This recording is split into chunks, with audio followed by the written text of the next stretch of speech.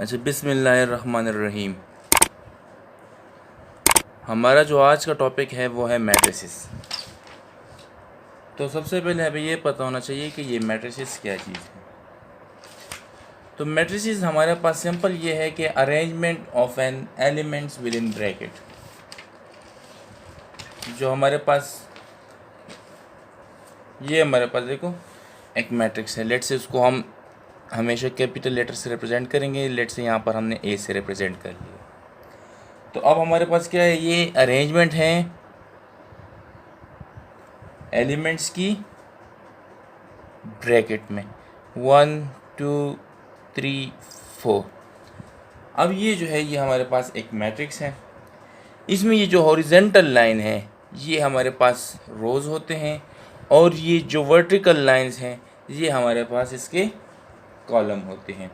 तो सबसे पहले हम इस मैट्रिक्स की ऑर्डर की बात करेंगे कि ये ऑर्डर ऑफ अ मैट्रिक्स क्या होता है, किसी मैट्रिक्स का ऑर्डर।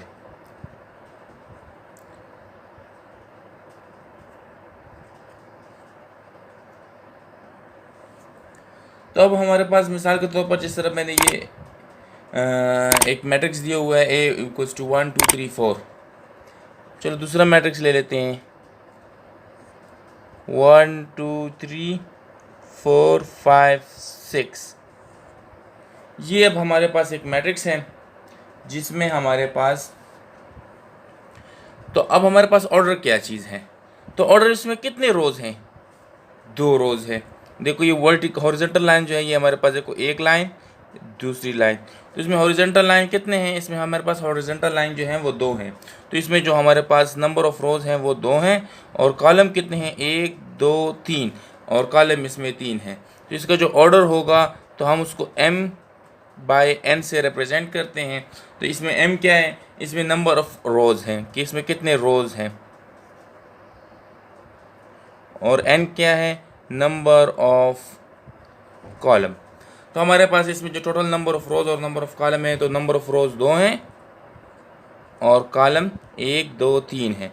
तो ये हमारे पास इसका ऑर्डर हो गया कि हमारे पास किसी मैट्रिक्स का ऑर्डर क्या होगा। तो इसमें हॉरिजॉन्टल लाइन कितने हैं वो रोज़ हैं और जो वर्टिकल लाइन है वो हमारे पास कितने हैं, वो उसके कॉलम हैं।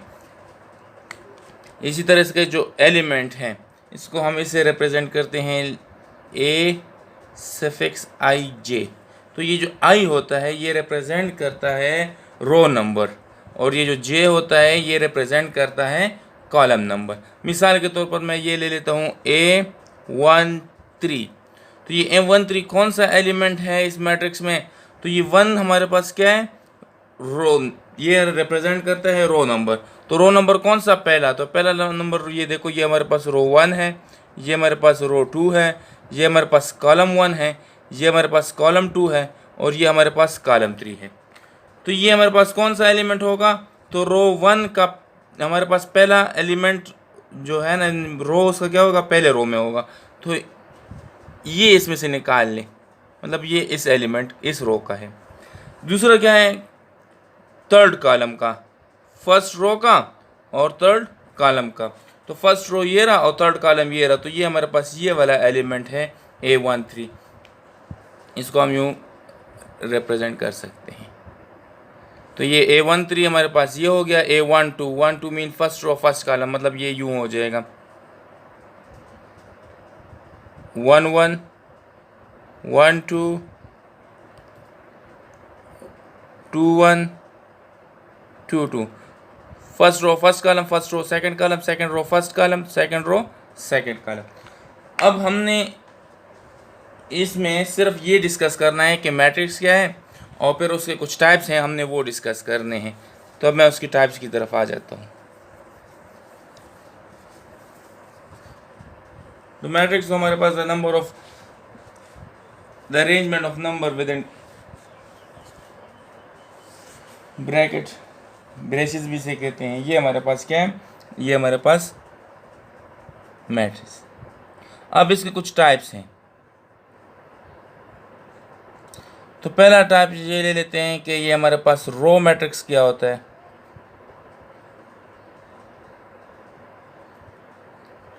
तो रो मैट्रिक्स उस मैट्रिक्स को कहते हैं जिसमें हमारे पास सिर्फ एक रो हो। रो मैट्रिक्स उसे कहते हैं जिसे देखो ये 1 2 3, तो इसमें रो एक है, कॉलम चाहे जितने भी हों, इसमें 3 है, 1 2 3, हॉरिजॉन्टल लाइन 1 है, वर्टिकल लाइन 3 है। तो हमारा जब रो एक होगा, row matrix which have only 1 row, तो ये हमारे पास रो मैट्रिक्स होगा। दूसरा है कॉलम मैट्रिक्स।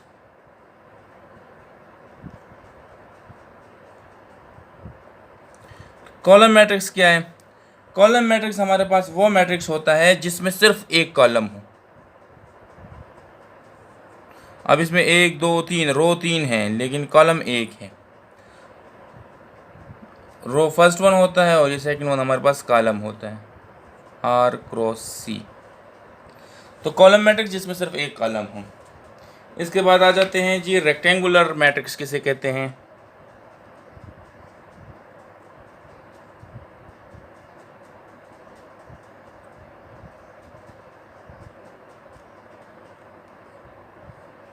रेक्टेंगुलर मैट्रिक्स वो मैट्रिक्स होता है जिसमें हमारे पास नंबर ऑफ रो और नंबर ऑफ कॉलम इक्वल हो, ना हो।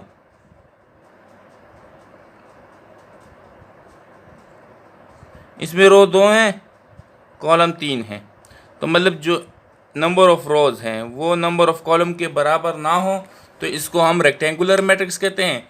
और अगर ये नंबर ऑफ रो और नंबर ऑफ कॉलम हमारे पास बराबर हों तो उसको हम फिर स्क्वायर मैट्रिक्स कहते हैं। ये रेक्टेंगुलर मैट्रिक्स हो गया। अब हमारे पास है स्क्वायर मैट्रिक्स, जिसमें नंबर ऑफ रो और नंबर ऑफ कॉलम बराबर हो तो उसको हम स्क्वायर मैट्रिक्स कहते हैं।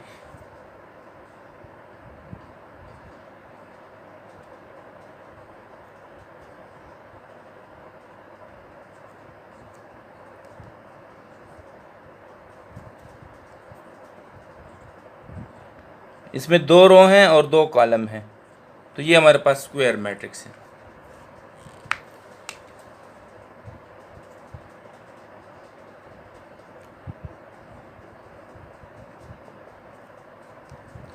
Null matrix. नल मैट्रिक्स जिसके तमाम एलिमेंट हमारे पास ज़ीरो हों उसको हम नल मैट्रिक्स कहते हैं, या ज़ीरो मैट्रिक्स भी कह सकते हैं। जिसके तमाम एलिमेंट हमारे पास ज़ीरो हों उसको नल मैट्रिक्स कहते हैं।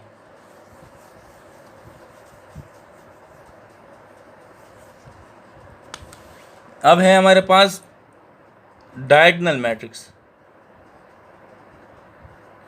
तो एक होता है डायगोनल मैट्रिक्स, एक होता है scalar matrix,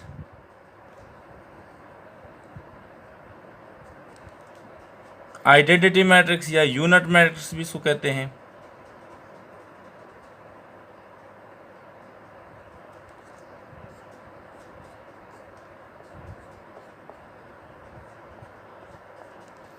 diagonal matrix.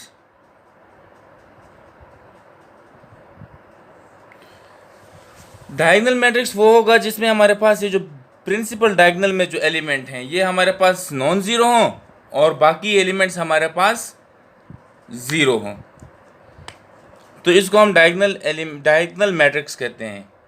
Diagonal matrix और स्केलर मैट्रिक्स। स्केलर मैट्रिक्स भी यही है, लेकिन इसमें ये है कि ये जो डायगोनल एलिमेंट्स हों, प्रिंसिपल डायगोनल एलिमेंट्स जो हों ये हमारे पास सेम हों और नॉन डायगोनल एलिमेंट्स हमारे पास ज़ीरो हों।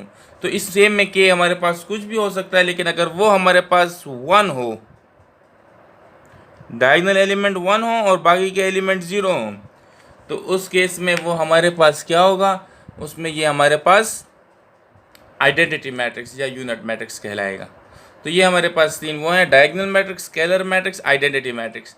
तो डायगोनल मैट्रिक्स में हमारे पास जो डायगोनल एलिमेंट्स हों और बाकी डायगोनल एलिमेंट्स हमारे पास नॉन ज़ीरो हों, बाकी सारे एलिमेंट 0 हों। तो सेम इसी तरह ये 3x3 मैट्रिक्स के लिए भी हो सकता है।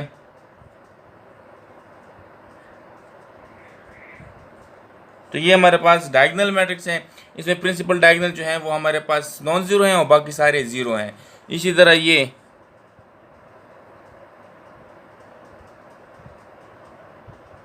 इसमें प्रिंसिपल डायगोनल हमारे पास सेम होने चाहिए और बाकी 0, तो हमारे पास स्केलर मैट्रिक्स।